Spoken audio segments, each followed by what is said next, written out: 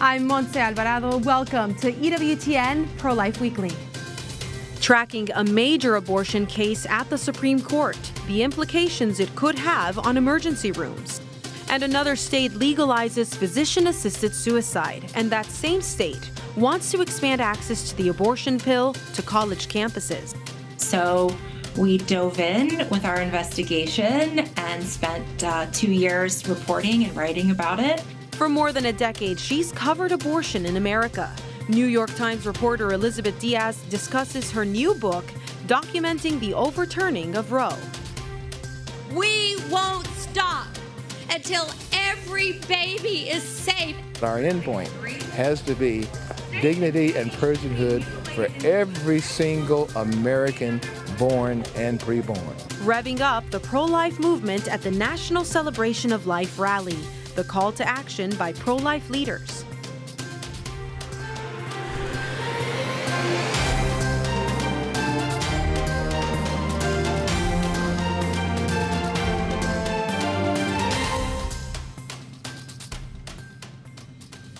We begin today with a U.S. Supreme Court decision dismissing an abortion case out of Idaho, sending it back to the Ninth Circuit Court of Appeals. The case involved whether a federal law, the Emergency Medical Treatment and Labor Act, or EMTALA, overrides Idaho's pro-life law that bans abortions unless the mother's life is at risk. The government suit argued that Idaho's law limited emergency room abortions, but EMTALA never mentions abortion. It does, however, mention care for both a pregnant woman and her unborn child several times. Dr. Ingrid Scope of the Charlotte Lozier Institute wrote, "I am disappointed that SCOTUS has not rejected the Biden administration's blatant attempt to hijack a law that protects mothers and babies." The Susan B. Anthony State Policy Director, Katie Daniel, commented on the decision, writing, "Today's Supreme Court decision is a setback, but our fight for babies and moms continues. With its sound life of the mother provision that allows pregnant women to receive emergency care, Idaho's pro-life law is consistent with EMTALA, which requires hospitals to provide stabilizing treatment to both mothers and unborn children." One of the most important things that we can do is educate this generation about what abortion really is, that it kills a baby and it damages the woman. Let the Senate, let the House, let the White House, let the Supreme Court, let every state legislator hear your cry for the unborn life. Part of being pro-life is being pro-family. Protect the unborn, but also protect the family. Fight for moms and dads. Work to build a culture of life. Greater education, greater action from lawmakers, and greater support for mothers in need. Those were the calls made by pro-life advocates at the National Celebration of Life rally on Saturday at the Lincoln Memorial. Supporters gathered to mark the 2-year anniversary of the overturning of Roe v. Wade. People from all walks of life, all ages and sizes from across the U.S. braved the searing heat and blazing sun that blanketed D.C. to listen to a dozen speakers and leaders in the pro-life movement. Speakers included Kristen Hawkins, president of Students for Life of America, Sammy Parker of Live Action, and Abby Johnson, whose ministry helps those working in abortion facilities leave the industry. Those at the rally say the pro-life movement is not a movement about anger, but one of love. Anybody who has thinking about having an abortion or who has had an abortion, they're not our enemies. We're trying to help them. We're trying to protect the vulnerable. Protecting the most vulnerable before and after they're born is a reality that the president and co-founder of Every Life says she promotes every day. Every Life is a pro-life diaper company that opened less than a year ago, but is answering a big need already. We're only 11 months old, and we've already had the opportunity to bless thousands, hundreds of thousands of moms with over 1.3 million diapers that we've donated. And every mom and every dad needs diapers and wipes. So we're grateful to be able to come alongside them in that way to let them know they're not alone and we're there to support them. The rally also revved up listeners to vote for life. In many states, abortion will be on the ballot this November. Historically, state votes have been a loss for the pro-life movement, but pro-lifers say they're steadfast in their vote. We have to have a culture of life. I won't vote for any politician, even the local politician, if they are not pro-life, because they will move up the food chain. Abortion will be on the ballot this November in several states, including Florida, Colorado, and North Dakota. Several other states have pending ballot measures. You can follow these initiatives on the Catholic News Agency's website, which has an interactive map. Joining us now is David B. Wright, founder of 40 Days for Life and now president of Be Right Inc., a consulting firm to help faith-based and pro-life nonprofit organizations. David is here to break down how things stand 2 years since the Dobbs decision. Welcome to the show, David. It's been 2 years since the Supreme Court's Dobbs versus Jackson decision that overturned Roe versus Wade. What does this post-Roe landscape look like across America? Yeah, well, first of all, Monse, thank you so much for having me on here. I think it's important to reflect what actually did and did not happen through the Supreme Court Dobbs decision 2 years ago, because the Supreme Court did not ban abortion or restrict it. They simply said there's no constitutional right to abortion, and so they sent the decision back to you and me, the American people, through our elected officials in the states and in Congress. And so now we have these 50 different state-by-state battles. We have some states that have enacted abortion protections for women and their children or major limitations on the practice, but you have other states that have loosened those protections. They've expanded abortions. They've become so-called abortion sanctuaries or tourist destinations. And some states have had little policy change, but we're still seeing nationwide shifting of lots of trends. People are flooding across state lines to have abortions. Abortion pills are being mailed across the country and from overseas. We see increased polarization and division as we have intensified this cultural and political divide since the Dobbs decision. There's increased activism and advocacy on both sides of the issue, and we've seen ongoing legal battles, more issues at the U.S. Supreme Court, and ongoing public debates. It is truly a tumultuous time for the pro-life movement. It is, and it's very busy, and we're finally having this conversation around what is the impact of legalized abortion and legalized killing of children in the womb. And that reality is one that we'd never actually had to grapple with as a country. You've traveled to 37 states since the Dobbs decision. You've gotten a good slice of how things are for the American public. How have things improved in some states or worsened in others? Yeah, it's a great question. States that I've traveled to where things have gotten better, states like Texas and Mississippi, Tennessee, Alabama, those are states that have put in place strong protections for women and children. There have been enhanced support services and networks of help for pregnant women and their children and families. We've seen the increases in community and church engagement and pro-life activities. But there are other states that things have gotten notably worse, like California and Massachusetts, New Mexico, New York, where there have been expansions of abortion, a loosening of protections, the increase in use of tax dollars not only to deliver the abortions, but to lure people from out of state to have abortions. We've seen the increase in the distribution of dangerous abortion pills, and we've seen these increases in political and legal and media and even violent vandalism attacks against pro-life groups and pregnancy centers. And then, Monse, the last thing is there are some states where it's been mixed. States like where I live here in the Commonwealth of Virginia, we haven't had much change in policy, but yet we've still seen a 60% increase in abortions as people have been flooding across state borders from other states with more restrictions on abortion. So everywhere, it's a heightened public awareness, heightened advocacy on both sides for both positive and negative. And this issue is really driving not only what's happening at the Supreme Court, but national elections and our national conversation.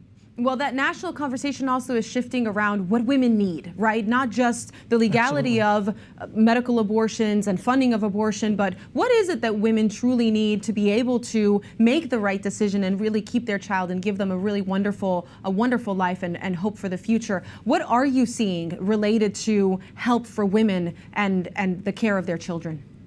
Yeah, absolutely. So most states are recognizing we need to help women and children more than ever. And there's research that I think instructs all of us on what we can do in this moment to help women and to help children. And it's 4 words I'm going to teach you right now. I will help you. Research has shown that between 6 out of 10 and 7 out of 10 women who had abortion say if one person had offered to help and walk with them through the time of their unexpected pregnancy, they would not have had an abortion. So we need to be willing to say that, and then we need to be willing to carry it out. through our local pregnancy help centers and maternity homes. And we're seeing a dramatic escalation in those efforts. They truly are not only saving lives, but helping women to be empowered, to be more successful in the workplace and in the world, and to be better mothers. I'm so hopeful for what we're doing to help women and children now who are in need more than ever. I agree. That's the place where you've got a lot of hope and a lot of energy. Well, the pro-life movement has lost all 7 statewide elections on abortion since the Dobbs decision, with 10 or 11 potential state abortion ballot measures looming in 2024. What can we do to turn this tide? Well, first of all, we have to recognize that these are daunting challenges and they're critical, that we need to be engaged in. I think there are 3 things that we can focus on. Number 1 is grassroots mobilization. We need to be willing to engage. We need to build. We need to strengthen pro-life networks and increase involvement across all of our faith circles, family circles, community circles, and we need to educate and raise awareness about abortion everywhere we go. That's number 1. Number 2, we need to be more strategic in our messaging.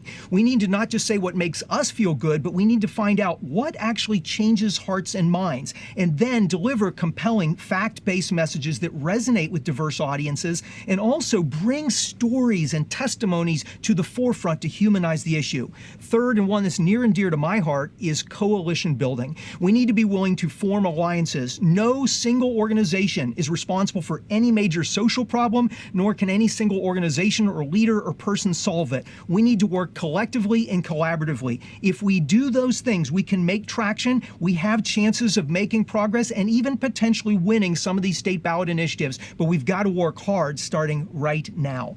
That's very true and a great call to action. We started our conversation talking about the Supreme Court's decision 2 years ago, but the Supreme Court has oddly been also very engaged in some of the dismissals, some of the refusals to weigh in on mifepristone and the abortion pill, and now also the EMTALA case, which is about emergency abortions, abortions in the emergency room, and the federal funding of abortions through EMTALA, which is this federal law. So what are we seeing here? What kind of signals is this giving us about whether the Supreme Court is going to give very specific instructions to states, or they want this conversation to continue to percolate at the lower levels? Yeah.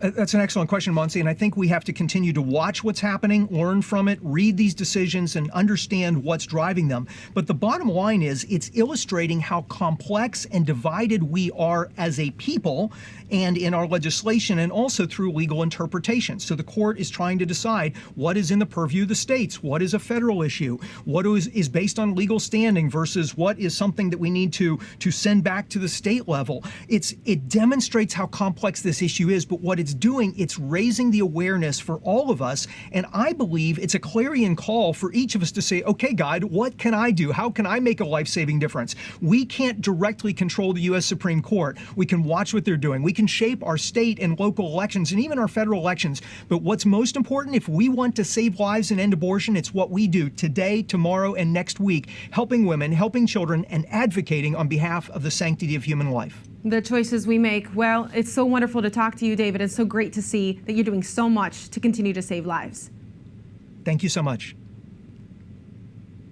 Elizabeth Diaz, national religion correspondent for the New York Times, has more than a decade of experience covering abortion in the United States. Her recent book, The Fall of Roe, The Rise of a New America, is receiving rave reviews for covering both sides of the abortion issue. I spoke with her earlier this week about her coverage and a new book. Take a look.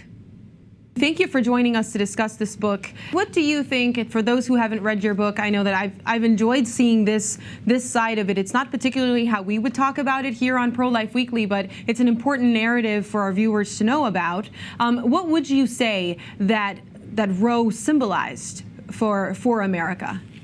Sure. Well, for different parts of America, it symbolized radically different things. I think for the majority of Americans, which is more of a pluralistic society, increasingly secularizing society, Roe represented the ideals of liberal feminism and the idea of what a woman can be and achieve in American life. And then for a group mostly of conservative Christians, which was a smaller group, Roe represented a great travesty and the greatest moral failing, right, of the modern era. And with that, the ideals of womanhood that they did not want to see. So we had these two really diametrically opposed visions of womanhood and also of the values that America should represent, all symbolized in this one case. I didn't see in your book, and I don't know if this was intentional in order to stay kind of neutral on the subject of abortion, any discussion about the 14th Amendment or rights of the child, which is something that really is kind of at the forefront of the discussion now. Can you tell me something about those choices, especially with you and the dynamic with your co-author? Sure. Our book really documents the last decade leading until the fall of Roe, and the discussions about personhood and the 14th Amendment really arose more in the public eye towards the very end of that. And it's, as you said, it's much more where I think a lot of public debate is today, 2 years after the fall of Roe. But it was definitely part of the strategy of anti-abortion activists and lawyers to not go that far in advance of the fall of Roe. There was the strategy that ended up being quite effective was more incremental, thinking about how exactly do you move state laws and then move the Supreme Court in a different direction. So we've seen the rise of that edge, I think, of the anti-abortion movement, being more openly, having a more open discussion now about the 14th Amendment. Right, a bigger discussion about the rights of the child and even the rights of parents associated with the rights of the child, fatherhood, et cetera. It's an interesting debate, a really important one. You described Dobbs as a test case, but at the same time, you also described this long strategy that got the pro-life movement to where it got with the overturning of Roe versus Wade. How can it be both at the same time? I found that really curious, that it was a test case, but at the same time, it's the culmination of many years of trying different things in the courts. Mm-hmm. Well, part of it is, and I'm sure you've talked about this, on your show, but for many years, the anti-abortion movement didn't know exactly what the case would be, right, to overturn Roe. So that's why we saw so many different strategies, gestational limits at everything from, 6 to 12 to 15, 18, 20 weeks. That's why we saw laws or legislation about Down syndrome, about fetal remains, right? There were there were all kinds of different measures, and it was really an effective deluge strategy that the left couldn't really keep up with in the states. So there were many parts of this movement working on these different lanes to try to see what would be most effective. And even the lawyers that were working ended up, working in the Dobbs case, the Alliance Defending Freedom. They had multiple strategies, right? At the same time that they were doing 15 weeks in Mississippi, they were worried that maybe that wouldn't go through, which is why they switched to an 18-week strategy in places like Utah and Arkansas. So it was part of the real effectiveness of the anti-abortion movement to pursue not just one strategy, but many all at the same time. It is something that continues today at the state level, as you well know.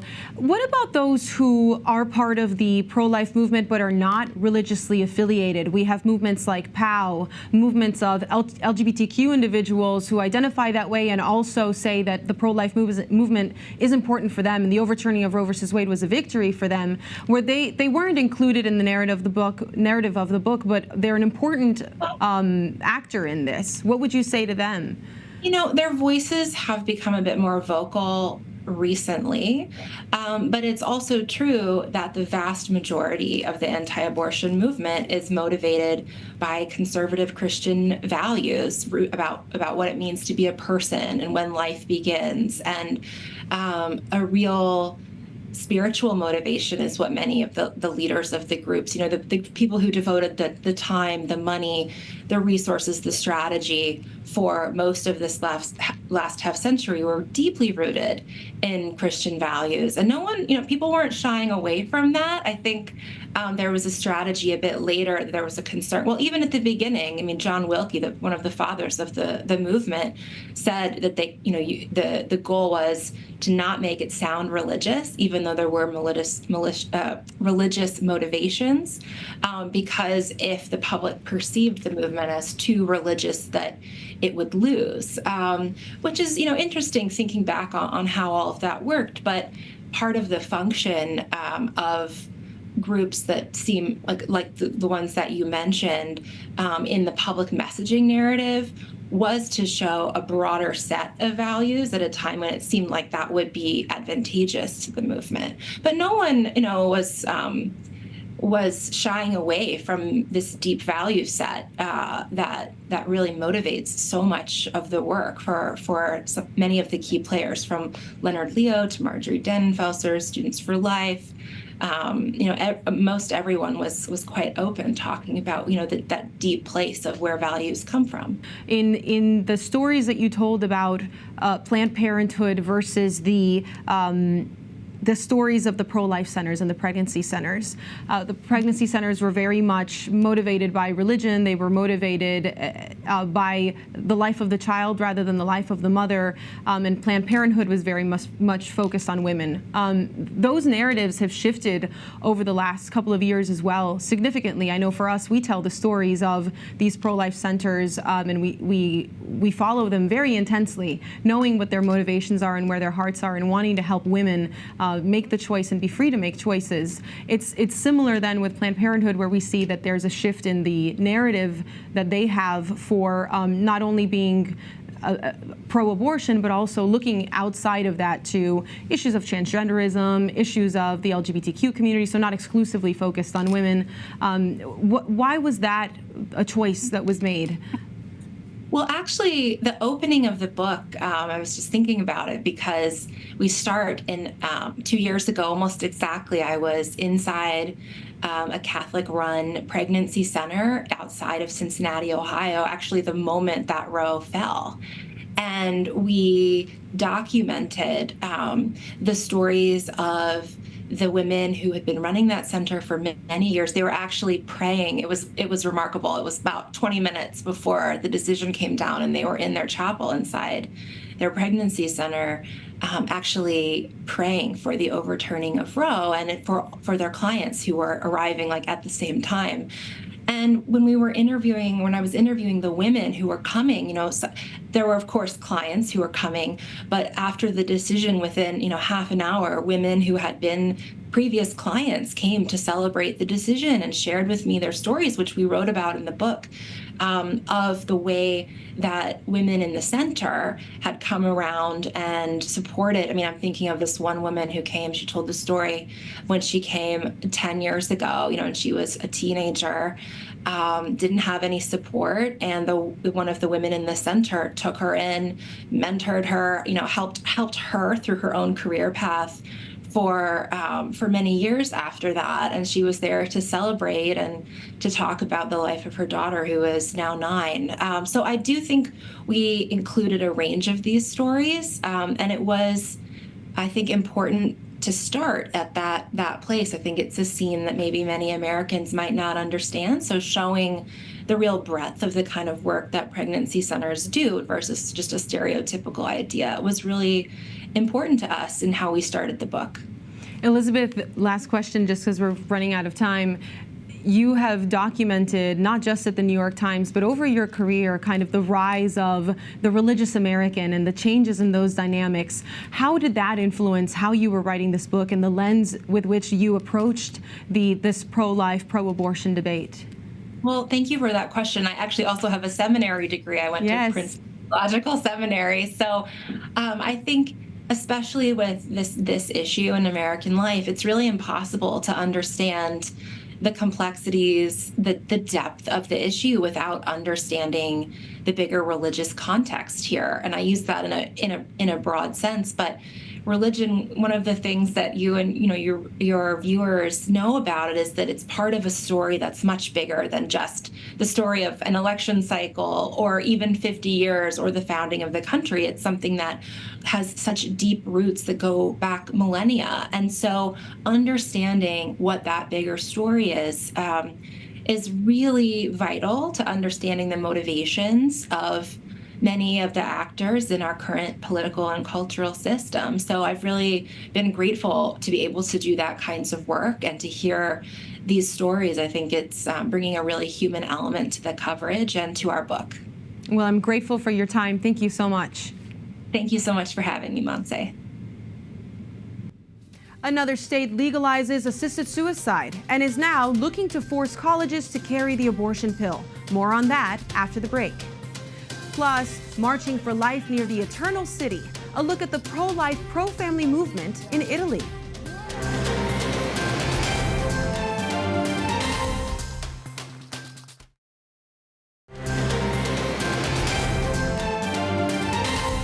Delaware is now the 11th state to legalize physician-assisted suicide. After a bout of ping-pong in the state's Senate, the bill narrowly passed by one vote just days before the close of the legislative session.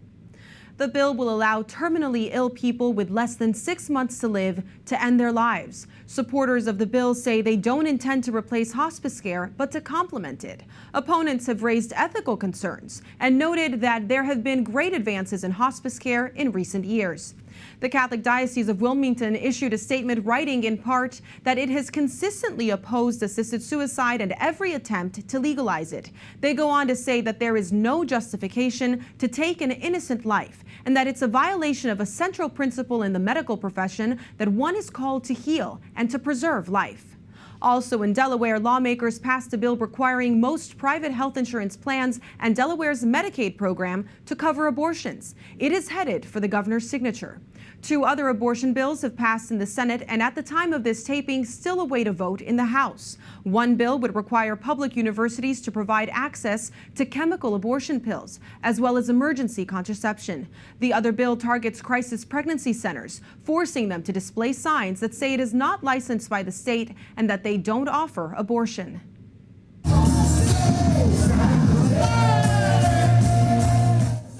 The annual national demonstration of life in Rome drew thousands on Saturday. Waving banners, flags, and holding balloons, men, women, and children took part in the mile-long procession. A spokesperson for the walk said they are calling on political leaders to create government infrastructure that supports the family and life. Pope Francis thanked marchers for their commitment and public witness to defend human life from conception until natural death, saying the stakes are too high to compromise on the dignity of life. Thanks for watching this broadcast of EWTN Pro-Life Weekly. To keep up on top of the pro-life news, sign up for our newsletter, The Pro-Life Pulse, at EWTN.com/pro-life. But before we go, we want to take another look at the Celebration of Life rally held at the Lincoln Memorial and what supporters and leaders there had to share. Remember, life is a gift. Your life is a gift. I'm here because the pro-life movement, it's the closest thing to my heart. I'm so passionate about it. I believe all children are a gift from God. Gifts should be cherished. They shouldn't be diminished. And I'm here to support that idea and support the movement. There's a Holocaust going on right now, and our country is sadly a part of it. So we need to do everything that we can to stop it. We should not be in the business of negotiating the timeline of abortion, when it is okay, when it's not okay. No, we must recognize the science that life indeed does begin in the womb at conception. Today, we're calling on all of our lawmakers at every level of government to protect life. God says, I come to give life and that more abundant. How is he going to give the abundant life if life isn't here? But we need to stay faithful even when there's darkness. This is really a time for us as pro-lifers to come together, to unite, to get encouraged, to pray, and to really continue our fight for life.